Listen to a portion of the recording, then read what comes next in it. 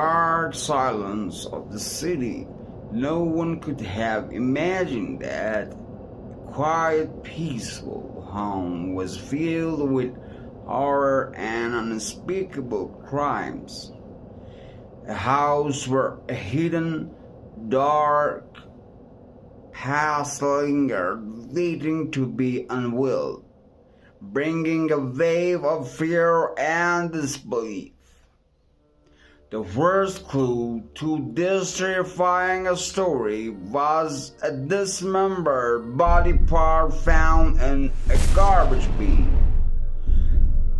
It was only the beginning of one of the most shocking criminal cases ever recorded.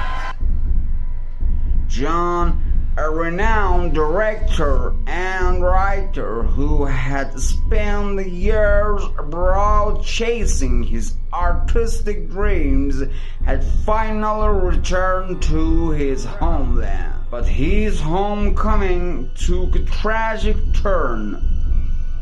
The public knew him as a talented, respectful man, someone who lived for art and brought his dreams to life on the big screen. But no one could have ever imagined that man who was known for creating beauty in his films would one day fall victim to a horrifying crime committed to his own parents. On the day of the discovery, a municipal worker, while emptying the trash, stumbled upon a gruesome sight: a human body part wrapped in a torn plastic bag. Later, forensic tests confirmed it belonged to John, the famed artist. News of his disappearance spread quickly, and the police launched a thorough investigation. When the police approached John's parents, Richard and Mary, they initially pretended to know nothing about their son's whereabouts. However, surveillance footage from building revealed chilling truths. John had never left his apartment, yet on the day of his disappearance, his parts were seen crying to heavy back out of the building. Blood stains on the bags led the police to a horrific realization. Under pressure during questioning, Richard finally confessed. "We poisoned him, tied him feet with shoelace, and then..." His voice trembled, but he continued. "We dismembered him in the bathroom, cut him into pieces, and scattered the bags around the city." The confession alone was shocking, but what sent deeper chills was the motive. Richard offered for the member. He claimed that John had been mistreating them and was involved in immoral behavior.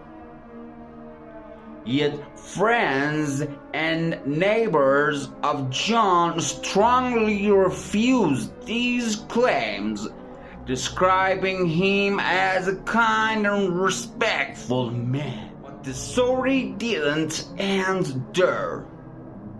As police delved deeper into the family's dark history, they uncovered two other disappearances.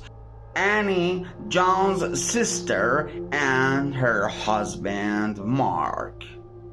After further interrogations, a chilling truth emerged. Years earlier, Richard and Mary had murdered Mark and his husband. They told family and friends that Mark had left his wife and vanished. But when Annie discovered the truth behind her husband's death, she too became a victim. Attempting to expose her parents' crime, Annie was brutally murdered by the couple, her body dismembered and disposed of in a similar manner.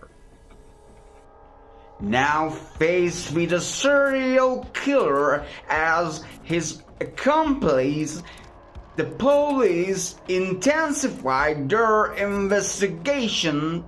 Richard, a former military officer, admitted without any remorse, "If I hadn't been caught, it might have killed my other children too." Oh God.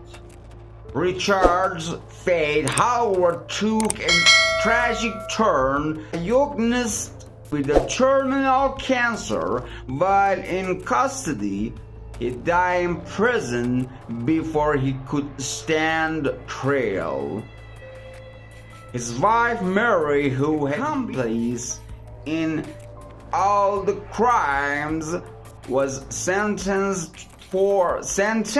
to 45 months in prison. Strangely enough, she was later pardoned and now lives in nursing home, showing no sign of regret for her past actions.